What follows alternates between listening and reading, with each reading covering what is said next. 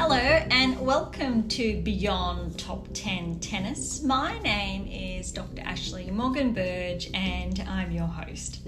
I'm the author of 12 books, a CEO of 12 years, the founder of a startup set on data privacy, most importantly an elite performance coach of over 18 years, having worked with athletes throughout Europe, the United States to Australia.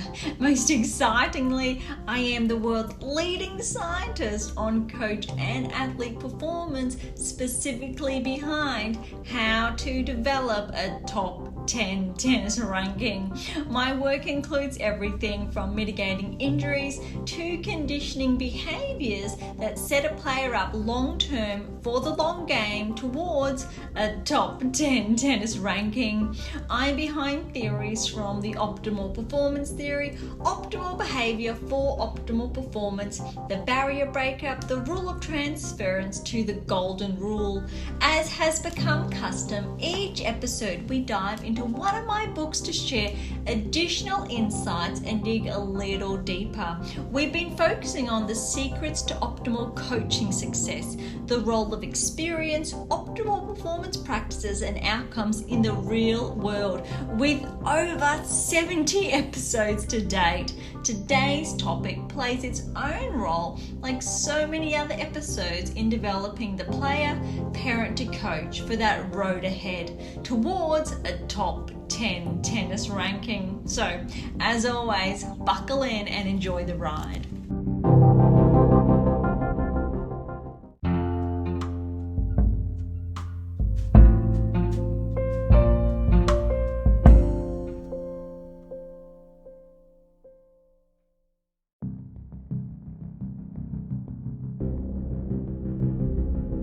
Thank you so much for joining us today.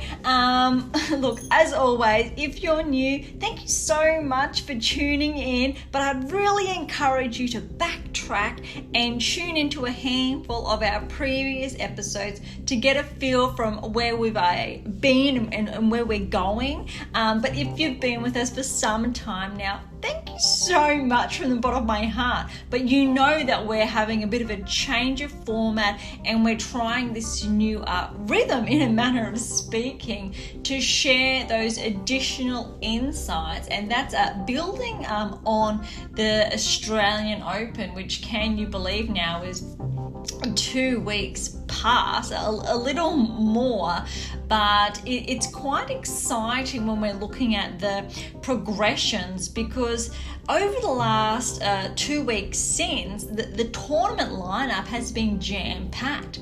So we've deviated a little bit from just digging into the secrets to optimal coaching success, unlike our initial 50 episodes that focused on the secrets to optimal performance success.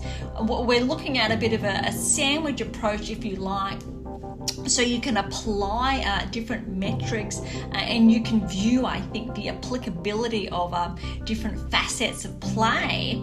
Because remember as well, it's only been, can you believe it, 2 months? So that sounds ridiculous. So let's go with 7 to 8 weeks since the release of my latest book, How to Develop a Top 10 Tennis Ranking, The Power of the Eighth Key. And again, if you've been familiar with Beyond Top 10 Tennis, then you know that I was holding a lot back until the release of this book. And now that it's out there, it's freed me up, in a manner of speaking, to share, what is the eighth key?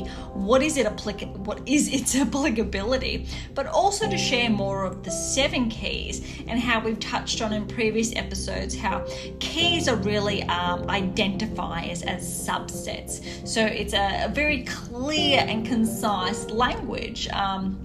Very big hint there, that contributes to an athlete's performance. So irrespective what ranking you are or what age you are at, if you aspire to achieve a top 10 tennis ranking, whether it's this season or in, the next 2 to 3 plus seasons, scientifically and with the data, so that's over 150,000 inferences, which I'm sure it has probably almost doubled over the space of the last 6 months in various ways.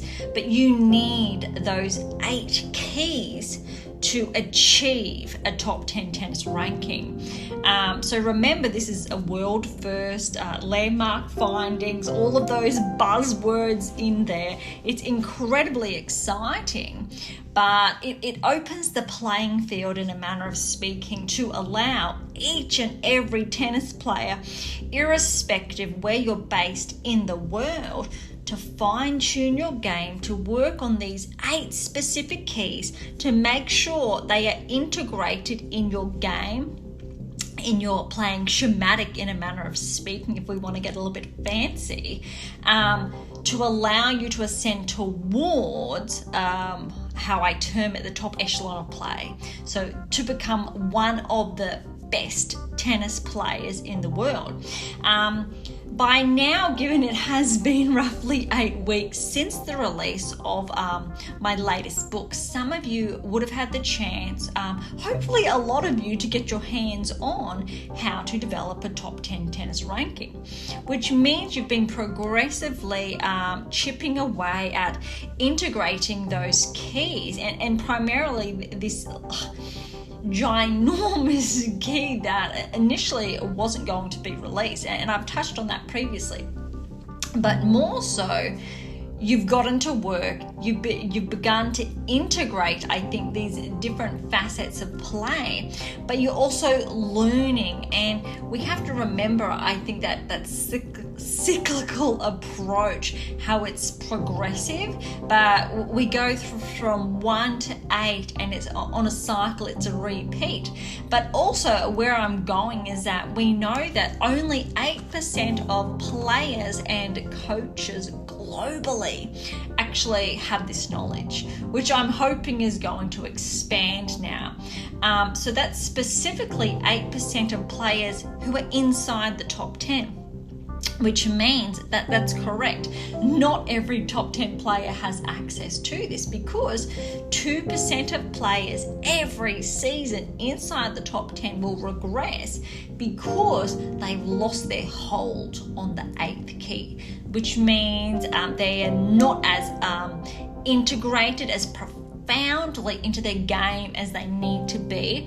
So even that slight blip or that hiccup, that lapse, the consequence is a regression outside those top 10 tennis rankings, which really underscores and highlights the importance of continuously and continually upkeeping not just the 8 keys, but we've touched on rate of progress, just those key patterns of play, different metrics, but how, becoming a top 10 tennis player, achieving a top 10 tennis ranking, it doesn't happen overnight. There's a lot of work that goes into it, and a lot of these players can make it look very easy. But even when we're looking at the data and scientifically speaking, we know there's a reason why certain players regress. Brings me to, I think, one of the core focuses that we've been looking at, and obviously in today's episode, there are a number of tournaments that have wrapped up last week and that have begun afresh this week, and in ironic, I think, play of events, for some reason, maybe someone can let me know, that the ATP has, I think, 3 to 4 tournaments that have started this week, but for some reason the WTA, so the women's tour, has won, and obviously that's the Qatar Open, which is jam-packed with its lineup, but there's quite an even spread, I think, of players on the ATP dispersed across a number of events, but then they're not as, let's say, jam-packed or as of a higher tier. in contrast. But I wanted to kick today off to share, I think, the results of last week, how this week is tracking in respect to these tournaments. So as always, we'll start with the WTA and then we'll switch over to the ATP.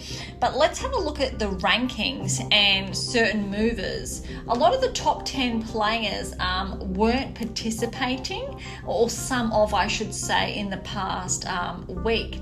But Rybakina, she's run home and she's back to number 4 in the world. But I need to, I think, pair that with Pegula. I don't recall has actually been in action the past week. Jabeur is at number 6, irrespective, I think, of those performances. And when I say that it sounds very harsh, but she's not at that level as Rybakina, obviously, who walked away with the win. I'd really love to see Jabeur making the finals, and I think ticking off more events in that respect, because ironically, Rybakina is just 2 ahead of her at 4, but she now has 2 titles this season. Sakkari is still number 9 in the world, though hasn't had a stellar start to the season. And ironically as well, Makova, who has not been in action, I don't believe, is still sitting at number 10, whilst we know Ostapenko is having a stellar year, but she's still sitting at number 11, so she is on the cusp to become a barrier breaker. And if we're looking at the points in that respect, we really just need Ostapenko to have one more good tournament, and she will crash in a really good way into the top 10. Krejcikova as well has been performing, I think, quite well, and she's at number 12. Kasatkina, of course, has moved up a place, and she did make the finals there. And I would arguably say that she has been a barrier breaker previously, even if it was only from memory, I think from 1 to a couple of weeks before she regressed outside the top 10. But I think this season she has quite a high capacity to potentially become a barrier breaker and stay when we're looking at her metrics and her rate of progress.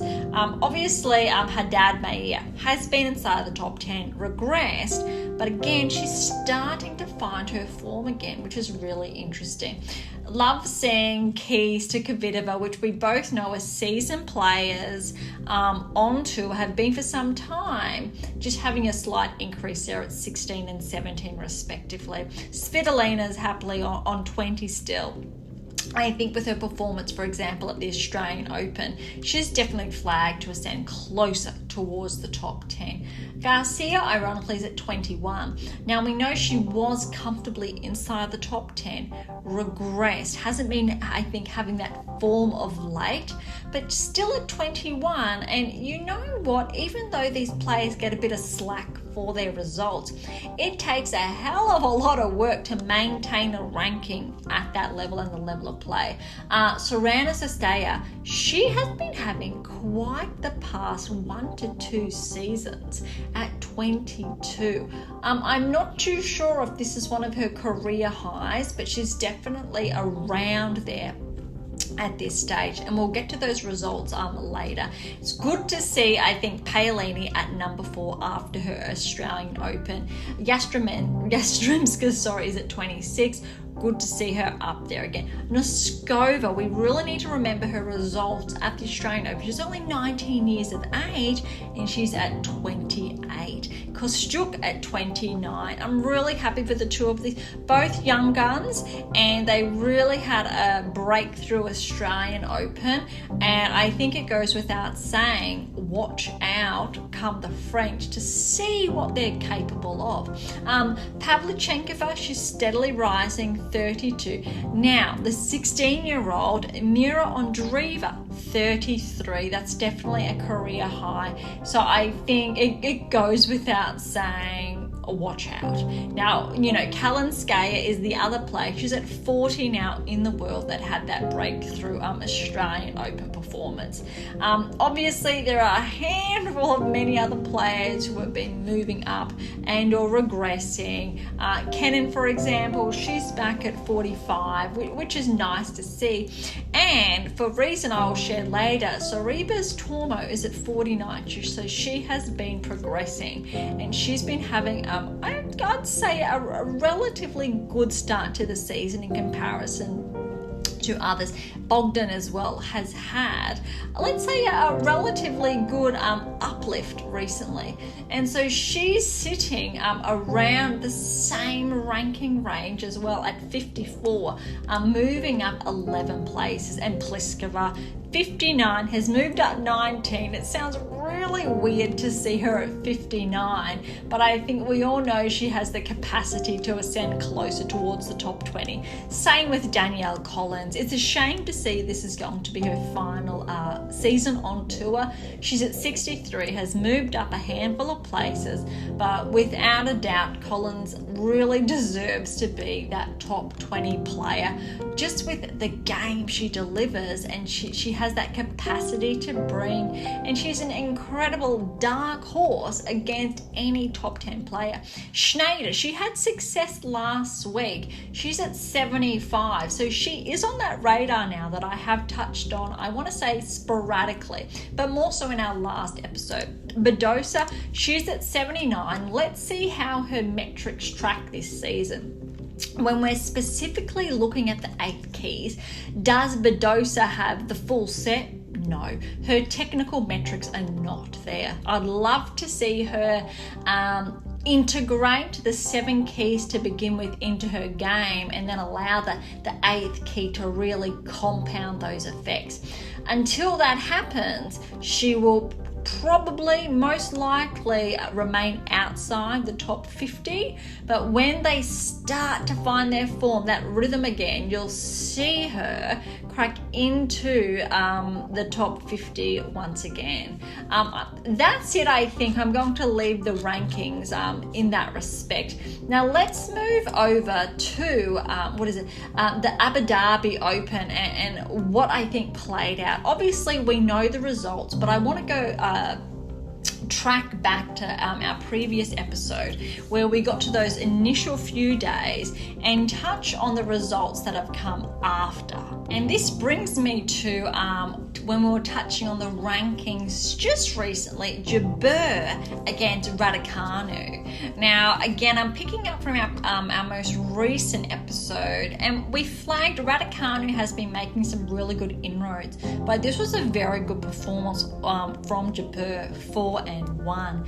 Kasatkina here, again, 3-5 against Kruger, and it was really good to see. I think these wins coming together, even though at this stage we are at the round of 16.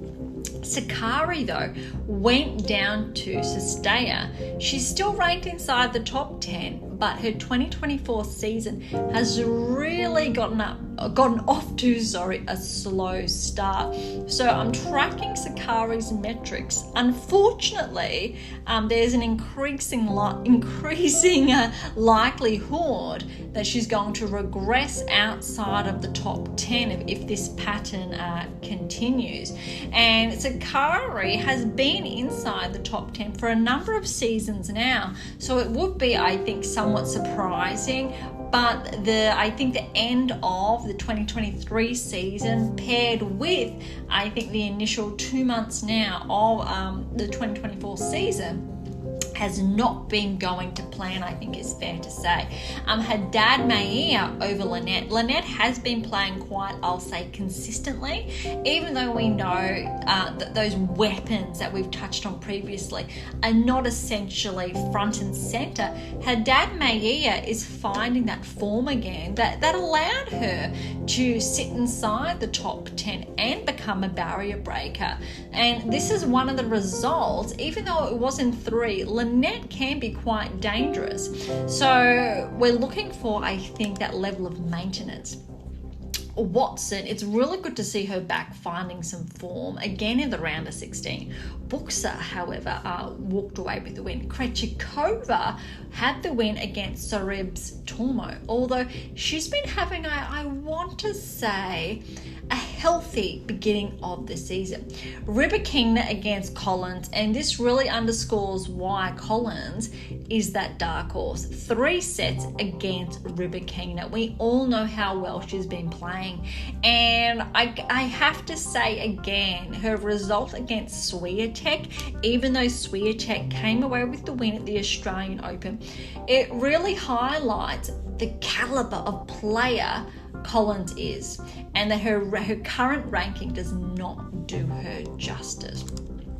All right, when we're looking at the quarterfinals of Abu Dhabi, Sestaya fell down to Kasatkina. It was a very good win for Kasatkina. There's a reason why, remember, she has been outside the top 10, even though she's been on the cusp or just inside briefly.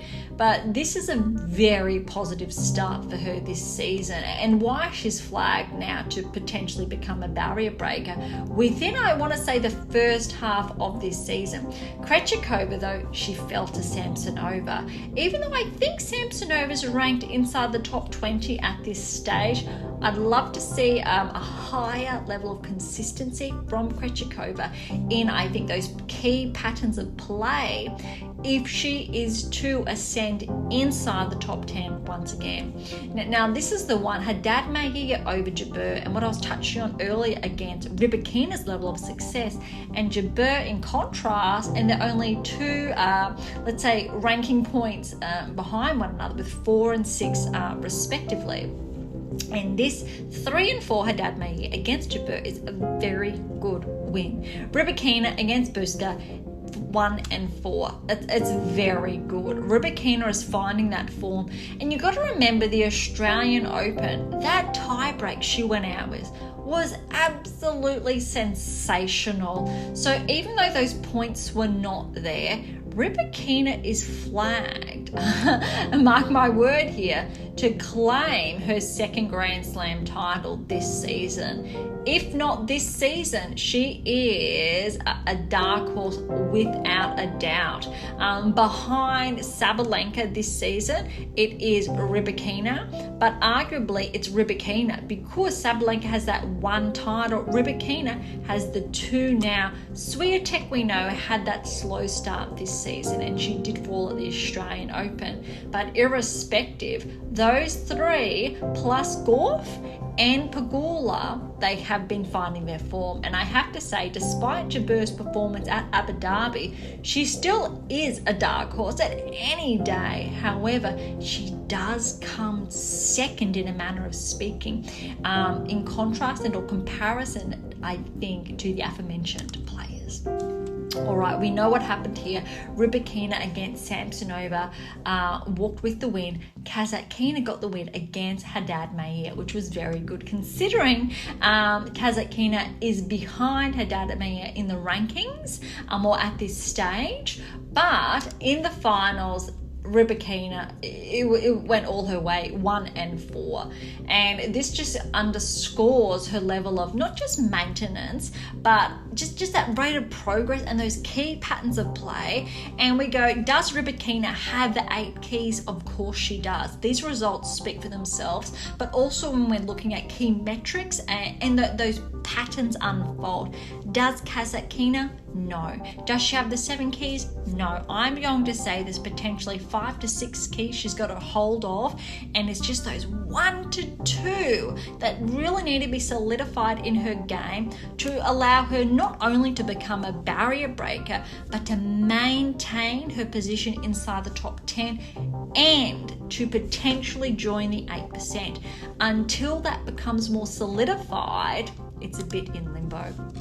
All right, let's move over then to the Mumbai Open. Now, this was a bit interesting here because it wasn't essentially the top tier event, but one name in particular I want to highlight is Storm Hunter. Now, she's an Aussie, so I'm a little bit biased, but Hunter at the end of last season got the #1 ranking for doubles. She made the 3rd round at the Australian Open. She put up a really good fight, and we all know her predominantly as a doubles player, but her singles has been finding speed. So when I'm looking at all of the other players here, it's actually Storm Hunter that stands out, and we go all the way through to the semi-finals, obviously with a walkover in between, and Hunter 4 and 7-6 against Volynets and seeded. And then we've got Semenstaja against Hatono.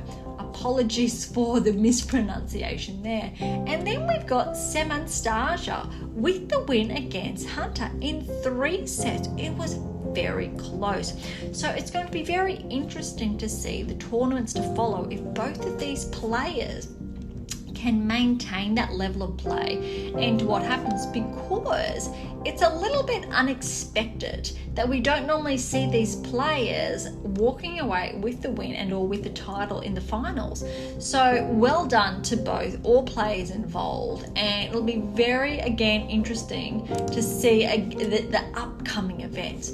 All right, now let's move over to the Transylvania Open. I think there was a bit of noise around this one. So we've got Bogdan, for example, walking away with the win in the round of 16. Irani as well, still going strong. Cornet falling to Rus. Rus was the #1 seed. All right, now we're looking at Pliskova, 2-1 against Osorio. She's been playing very good past the Australian Open. Dart actually has been finding her ground. I believe she's cracked healthily inside the top 100, which is good to see because I know she's been fighting away at it for some time now. Torsen went down 4-0 to Christian. Irani again 0-1 in the round of 16 against Maria. Okay, let's move on to the quarterfinals. Pliskova over Irani. Look at this, 2-0. That is a solid result. But Bogdan, 3 sets against Rus. This is why I touched on those rankings very early on, to see how these players were tracking. All right, when we're looking at the semi-finals, Pliskova over Dart, 3-3.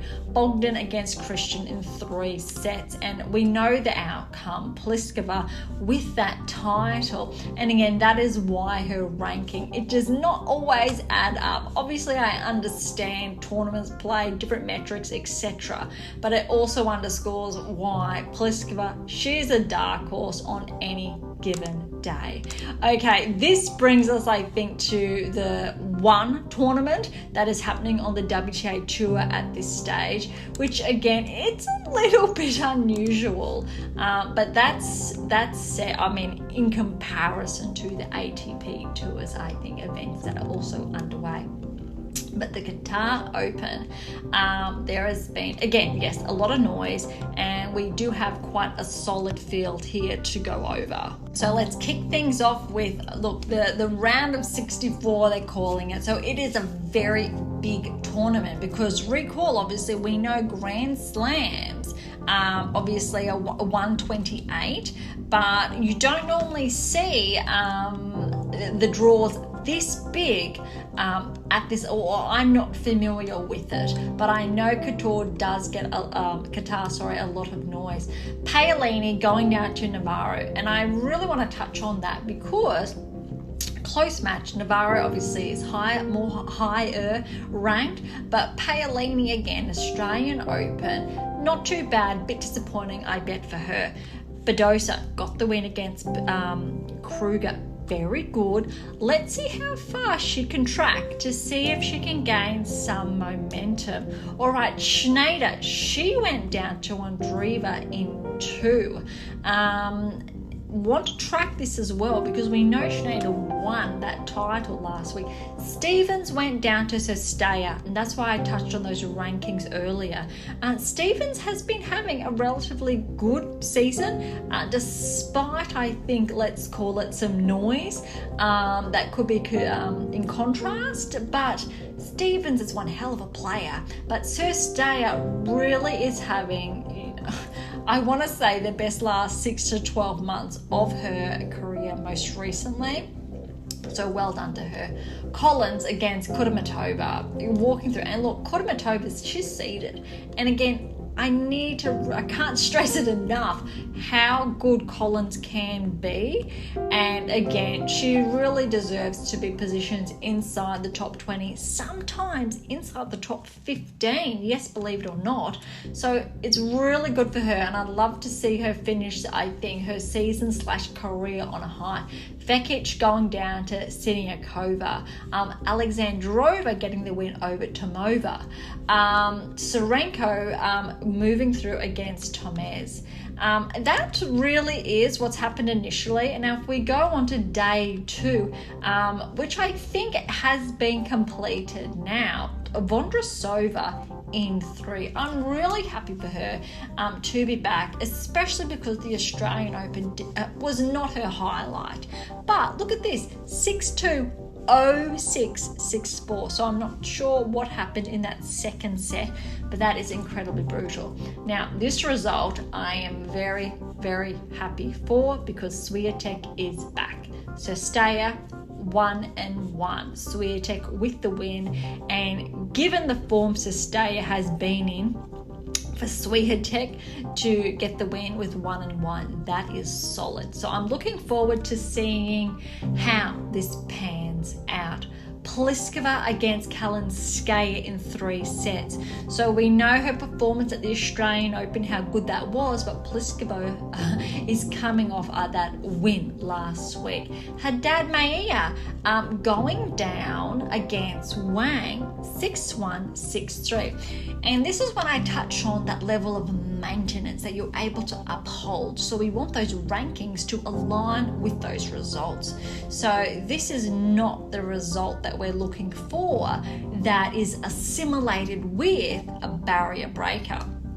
Now, I'm trying to, I think, explain this in the most simplest way, but this is why when we're tracking players and their results and their rankings, how we can see if a player is going to become a barrier break, if they have that level of maintenance, if they have access to the 8 keys, and if the 8 keys are integrated in their game. So when I see this result early on, first round at the Qatar Open, Haddad Maia falling to Wang, that's a red flag. So no, those 8 keys are not there. Look at this one. I am happy for Osaka. Garcia has been playing well. In contrast, I want to say, to roughly last season, having regressed outside the top 10. But Garcia, again, is a solid player. She was inside the top 10, I want to say, for an entire season, if not more. But this has to be Osaka's best win of her comeback. I think she's starting to find that form again. And I think it was in a press conference a few weeks ago when Osaka was asked to rate herself and her chances, etc., and when she was going to peak, and she was spot on. Obviously that's going to happen later this year, but of course she's a dark horse, of course she's capable of this.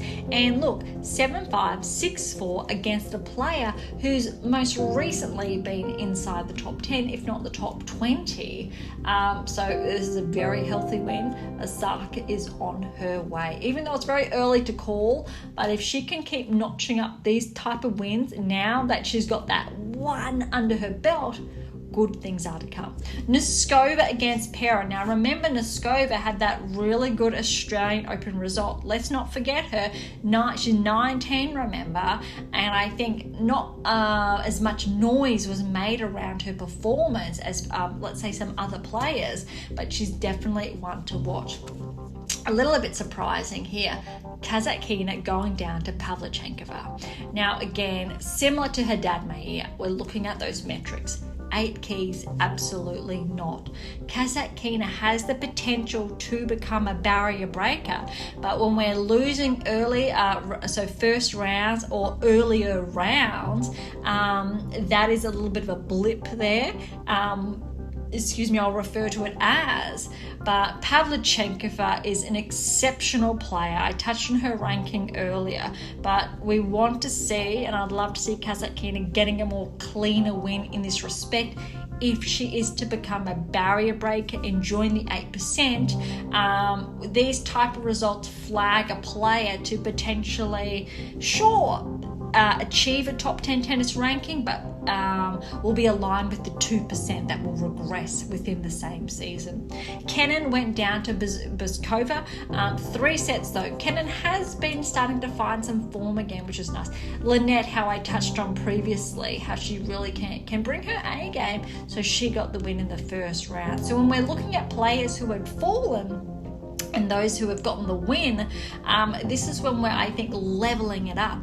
Rus fell, and she was, I think, highly favoured in last week's events, but Martic came away with the win. This one, big fan of it, Azarenka getting the win over Fretch. Azarenka is always a dark horse. I'd love to see her string those wins together because I think good things are to come. Raducanu fell to Kalinina. This is a bit surprising. It was 6-love, 7-6, which I think is quite brutal. But also, Raducanu, that's a regression in my eyes because she did do well in Auckland, and last week we were talking about, even though she fell to Jabeur, she had the potential this week to improve. So let's say progress on those key metrics to establish a new baseline. But no, this is a regression. So I'm looking for those cleaner metrics that I think correlate with, I think, that ranking ascension, I'll term it. Mertens with the win against Stearns, and then we've got Fernandez with the win against Samsonova. I'm happy for Fernandez as well. That was 7-5, 7-6. She slipped outside the top 30, still inside the top 40, but Fernandez does have the potential to crack inside the top 20 if she's able to, I think, bring that level of play that allowed her to become a US Open finalist now a couple of seasons ago. All right, that wraps up the events of this week. The Qatar Open, will wrap that up next week, given, I think, just the releases of our episodes at this stage. But there are a lot of players who I think are in sync. Their metrics are very good, but if you listened closely, there's only really about 2 or 3 of them that are tracked to progress quite good this season, in contrast to others who are progressing, regressing. There's a bit of a dance-off, in a manner of speaking there, which is always a little bit interesting. All right, I think now it's time to head on over to the ATP Tour. Now, there aren't too many surprise packets here in respect to the rankings. Most players are still comfortably sitting inside the top 10. Last week, remember, I touched on Tsitsipas being quite susceptible to regressing outside the top 10. De Minaur has already regressed outside, but he is definitely on the cusp of becoming a barrier breaker. Same with Rudd. Their ranking points are very similar at this stage. Dimitrov as well. And they all 3 of them have an increasing likelihood of becoming barrier breakers this season. We already know De Minaur has been flagged as a barrier breaker. He has been inside the top 10. He's only sitting at 11. Tsitsipas is regressing. Fritz, let's see what he's capable of, but we know he's more susceptible to regressing when he's inside the top 10. They are primarily the players at this stage hinted towards a regression, and this may come as a surprise to some, but I'm also going to flag Rune, only because of the changes in his coaching team. He's very comfortable at the moment inside the top 10, sitting at 7. But if he can't find that right rhythm that's allowing him to steadily progress, he could potentially become susceptible to losing hold of that 8% and to join that 2%. Hercax is quite similar. Even though he had a stellar Australian Open, we also know he has had that tendency to not maintain his hold firmly, in contrast to other players inside the top 10, which obviously leaves room for those other 3 players that I've touched on. Shelton comfortably at 16 and Tiafoe at 15. Both of those players are a dark horse. Humbert is up to 18. He has had a very good week when we're looking at tournaments and results. Mazzetti is at 26. He has progressed slightly, which is a little bit interesting again given his results. Felix is at 28. I'm looking at him to see if he tracks closer towards the top 20 again. And I really want everyone to keep in mind that he's still only 23. He has been inside the top 10 for, I think, arguably 2 to 3 seasons before his regression. So he definitely is capable of finding that form again, but I'm going to say it's probably going to happen at the later half of this season. Quarter is at 33, a slight increase in his ranking.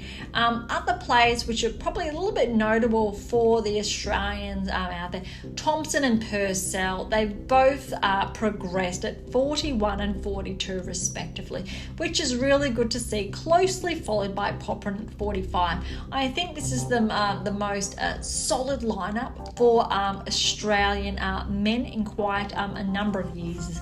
And we have to remember, obviously, De Minaur is an Aussie and at 11, and so I think this is the strongest that side has been.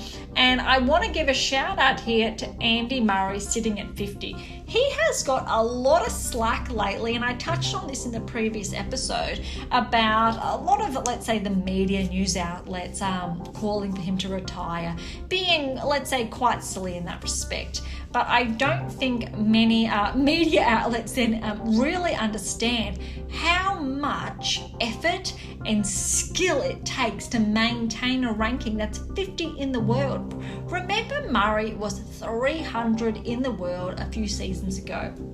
Last season here, I don't know, I don't have, I think, the data in front of me, but he definitely, I don't think, was inside the top 100.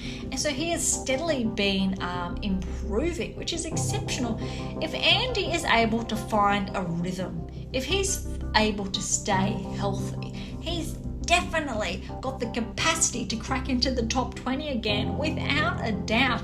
I'm not too sure in respect to physicality is concerned and maintaining that throughout the duration of a Grand Slam. What's required essentially to achieve that top 10 tennis ranking long term, if Murray has that in him still, but he has the capacity to be incredibly dangerous. So I just really wanted to underscore, he's 50 in the world, and everyone needs to, I think, take a step back, calm down. Wawrinka, for example, he's 60 in the world. That's a big regression. However, he has been progressing the last season. In contrast, I think he was around 80 roughly at some point last season. All right, I just want to touch on those rankings, I think, to begin at this stage before we look at, I think, other progressions. One player, however, who has featured or was featured in one of our blog posts during the Australian Open was Prismic and how he was flagged. However, he has been regressing since then, which is a little bit disheartening, but he definitely has it in him to progress. And I'll touch on later that it's really nice to see Raonic back in action. Okay, let's start with the Dallas Open and how that played out after, I think, last week's episode.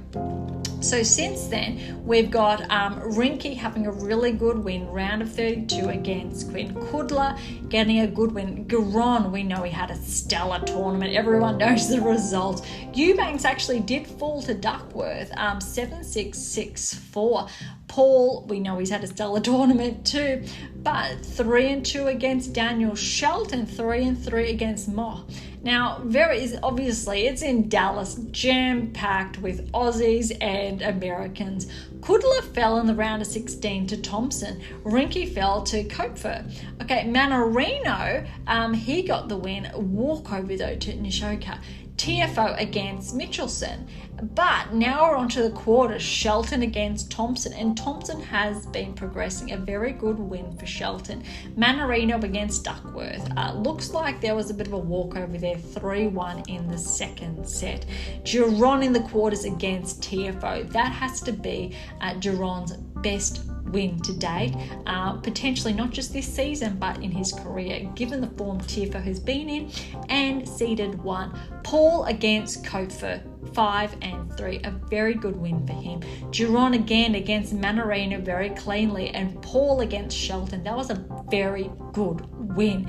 But I think we need to remember Tommy Paul, his ranking is up there with Ben Shelton.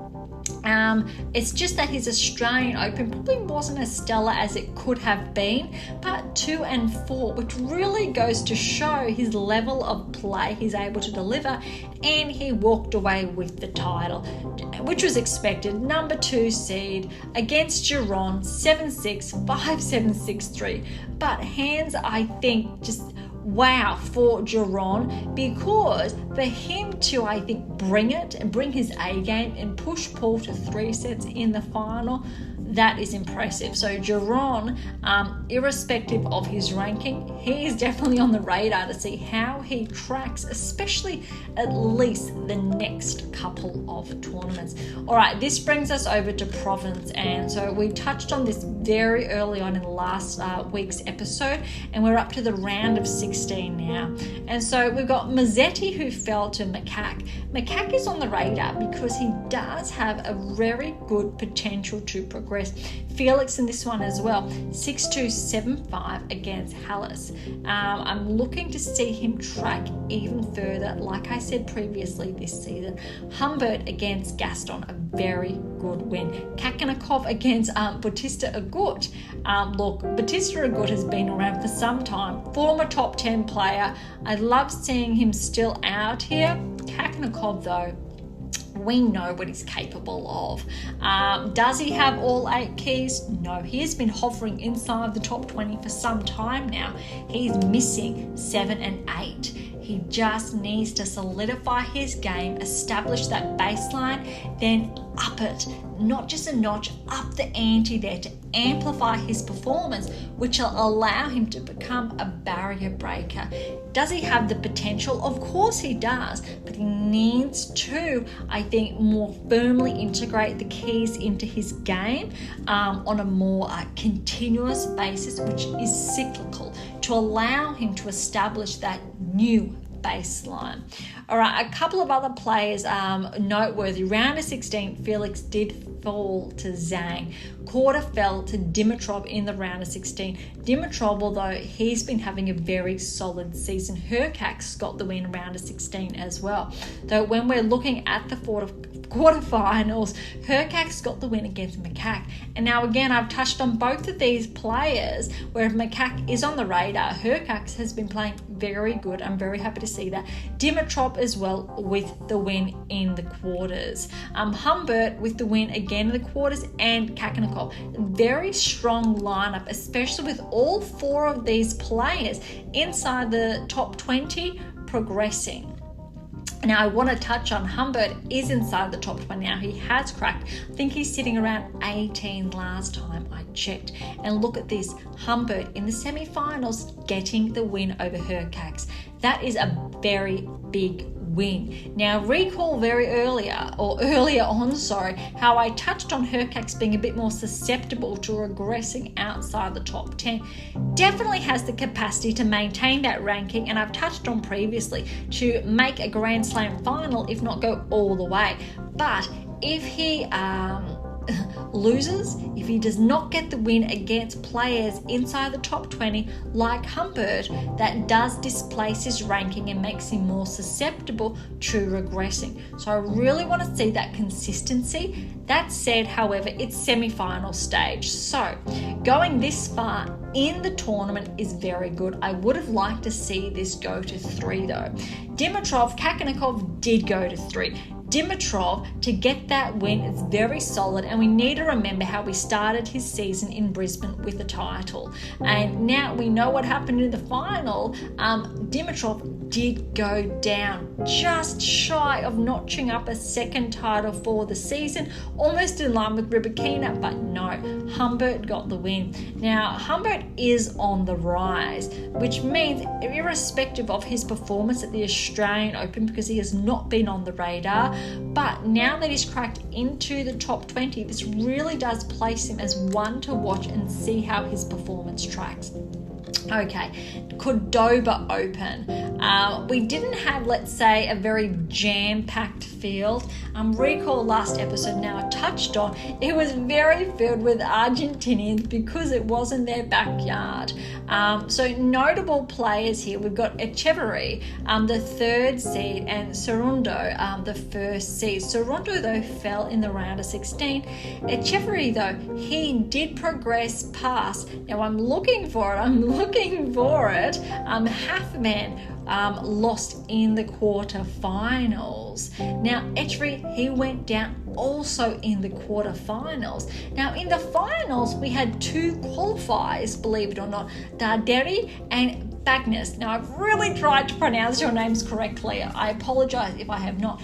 But the Italian, Darderi, got the win 6-1, 6-4. Neither one of these players are ranked inside the top 20. They are both qualifiers. Neither, I believe, were in the main draw at the Australian Open, or if they were not able to progress far enough to join the radar. So it'll be very interesting to see their performances this season, and hopefully with this result, making the final, that qualifying for this level of event isn't the case in the weeks to come. Okay, this week we've got the AMRO Open in the Netherlands, and this is the one where it's really nice to see Raonic back. First of all, let's go with Goffin. Qualifying though, he got through with the win, and Shapovalov, good to see him back in qualifying, and he got the win against Gaston, who was seeded for the qualifying round. It's very interesting. Mazzetti in the round of 62, he fell to Graxenpoor. Now, this is actually quite interesting because even though Mazzetti's inside the top 30, he did have metrics last season that flagged him to progress, potentially inside the top 20. But this is 2, maybe 3 results now that have not lived up to those, let's say, expectations where he could have progressed. Even though it's very interesting, the last 2 sets here went in tie breaks. Mazzetti did get the first set, so it was very close.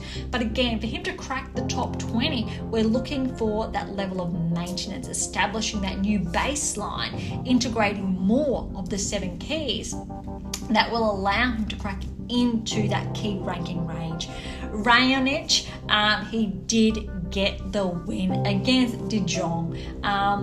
I would really like to see him progress to find that form, because again, having to retire at the Australian Open was heartbreaking, I think, for everyone who's been tracking his career to date.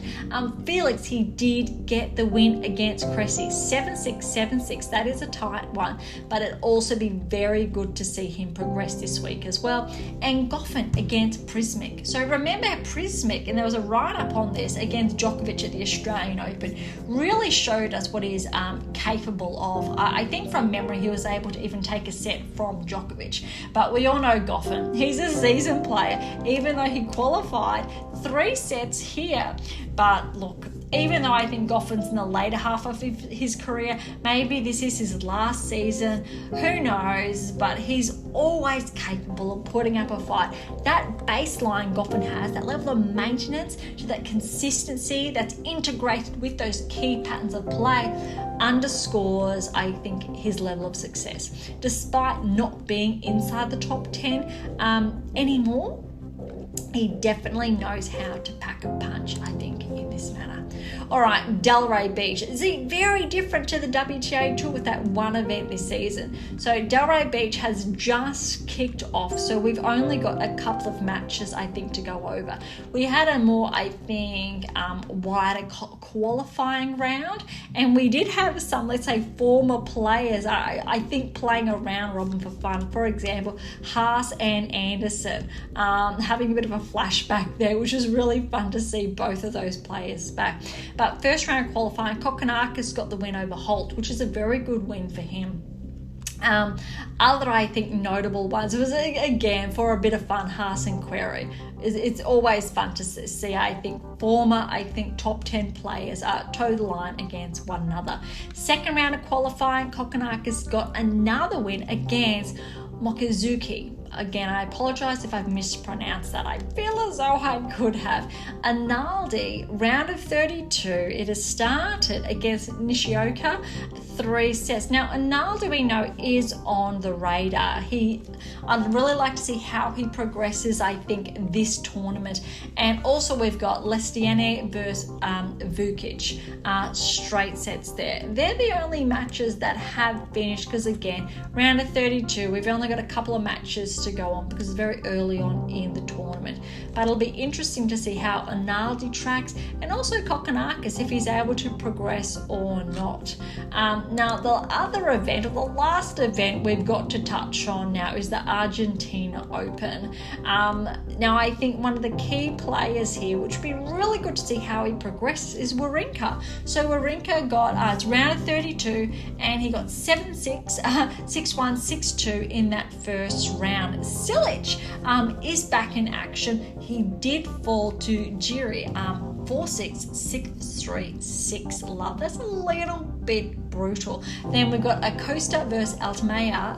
Also, that was straight sets. So the others have been qualifying rounds, so I'm not going to touch on that.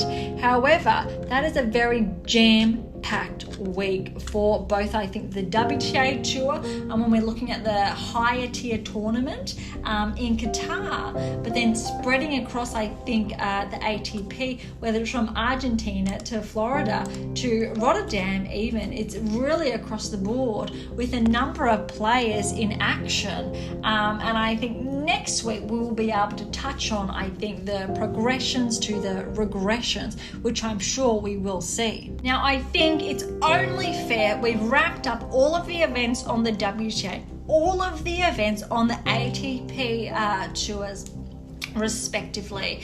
I've touched on, I think, the rankings on both tours with, I think, some key insights. We've also touched on the 8 keys. Some key players were pulled aside to say, do they have the 7 keys? Are they ready for the 8th key? Have they solidified all 8 keys? Who's in action? Who's looking at regressing? I mean, WTA standout Sakari. We want to see that level of maintenance, I think, reinstated. And then on the ATP Tour, Tsitsipas, give us more to maintain your hold inside the top 10. Now, for a little bit of fun, because we have missed it, I think, for the initial part of this season, is the secrets to optimal coaching success. Turn on over to page 107, because the topic that I just want to touch on very briefly before we wrap up is sweets and sport. It's a little bit of fun, but there are so many misconceptions out there. And I think why this is one of my favorite topics, which really I think that it's wrapped in a lot of misunderstanding, is because those of you who are a little bit familiar with my background know that I have previously dabbled in ultra running, and I have done a handful of ultra marathons.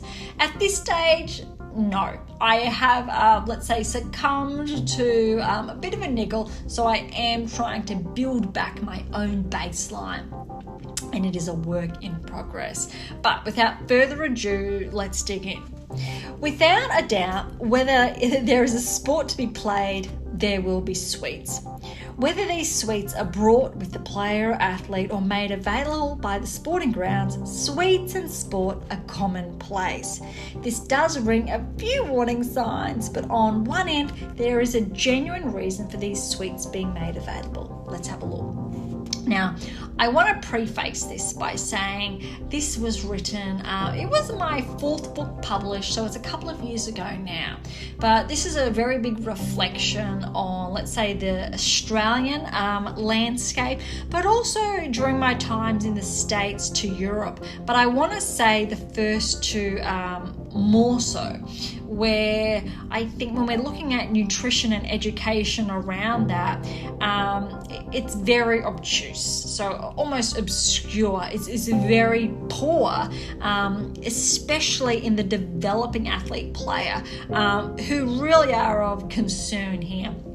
And we're not addressing the elite players. I'm not addressing players ranked inside the top 50 specifically, because I'm going to give you benefit of the doubt that you know what should be going into your body and potentially what's not best. Now, a little window of insight growing up here, what was available on the sporting grounds, I want to say 99% of food available was sweets, and without a doubt was not the best thing.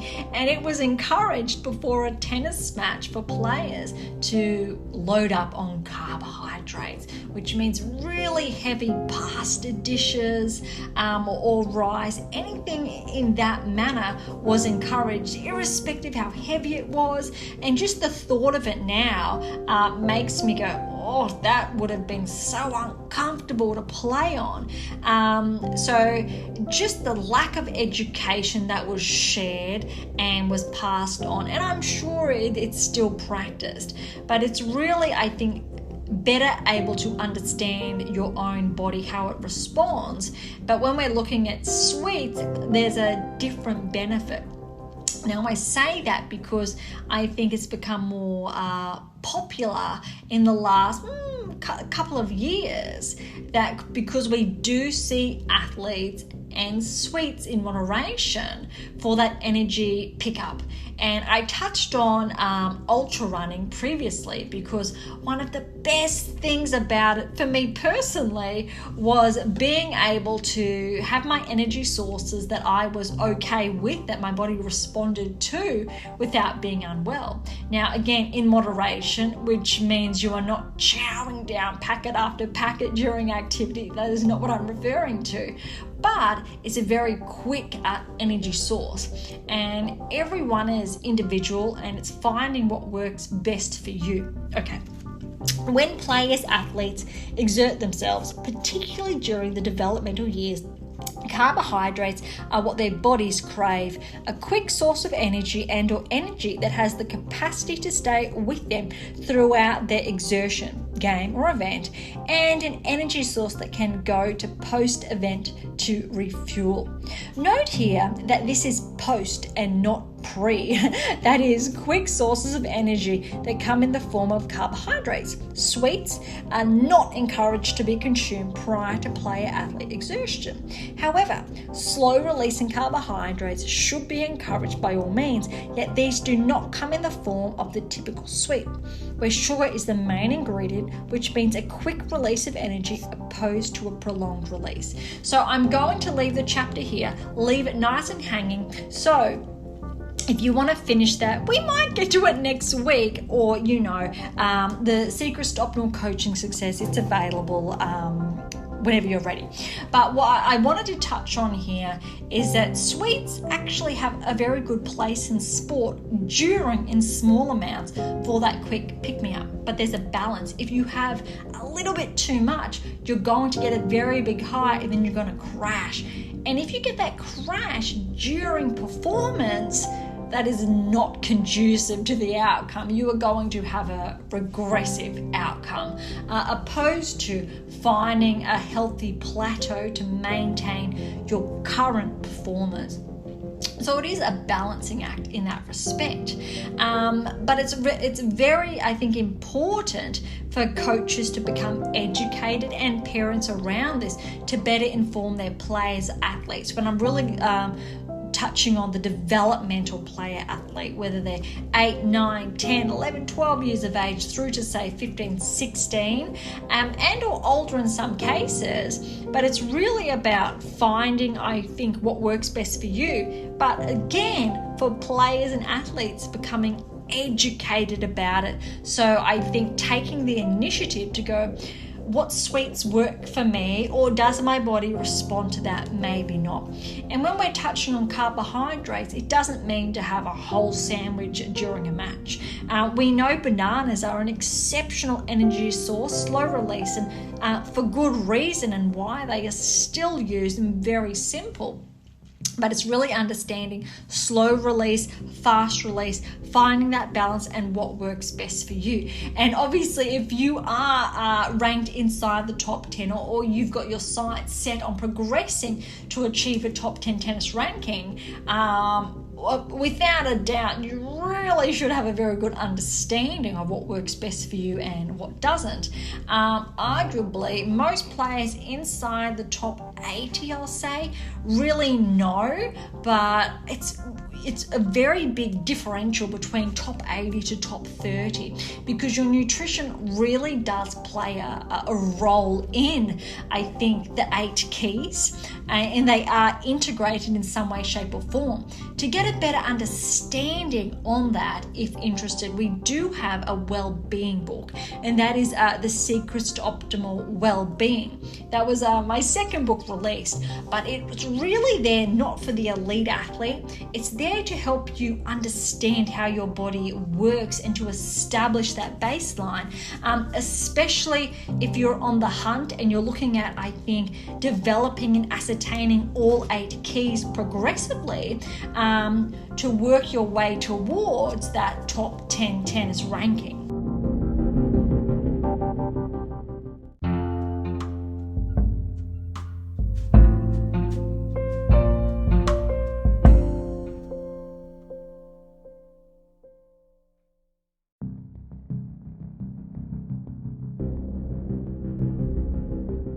Thank you so much for joining us today. I think we finished very abruptly, quickly, but I at the same time, I wanted to finish today's episode with a very quick snippet on nutrition, sweets, sport, to just give you something to think about, especially after today's episode was absolutely jam-packed with the results that we've had on both the WTA and ATP Tours over the past week, summing up the wins that have been had, but also moving on to this week's current events. But look, to grab your copy of The Secrets to Optimal Coaching Success, to really, I think, grasp more firmly sweets and sport, and to obviously, I think, read up on where we've left off on today's episode, head on over to AIMA International. It's available there, or Amazon, whichever you please, irrespective of where you're based in the world. And the same applies if you'd like to grab the copy of my new release, How to Develop a Top 10 Tennis Ranking. You can find that on AIMA International or Amazon. Again, wherever you're based in the world, whatever works best for you. Both are one or the other available on both, I think, platforms, irrespective as well.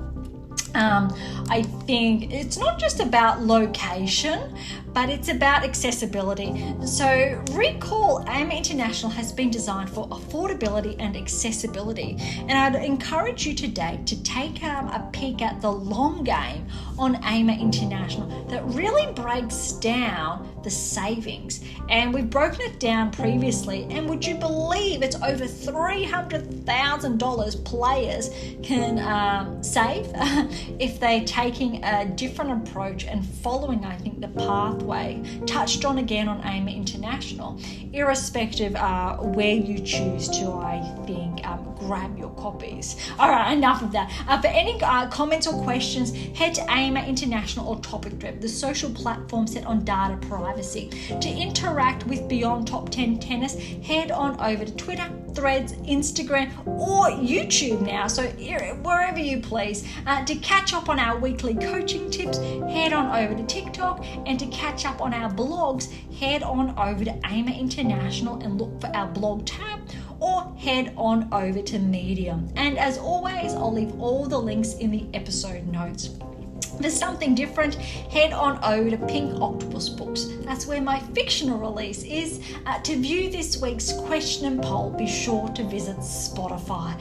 Or for something left of field, visit Spruik for some random polls. And of course, if you enjoyed today's episode, please subscribe, like, share, and all of the above would be absolutely phenomenal. For those of you who are interested, we do have scholarships available on AIMA International, as well as options to work with me exclusively to optimize your performance and nudge you closer towards that top 10 tennis ranking. So don't be shy and come and say hi.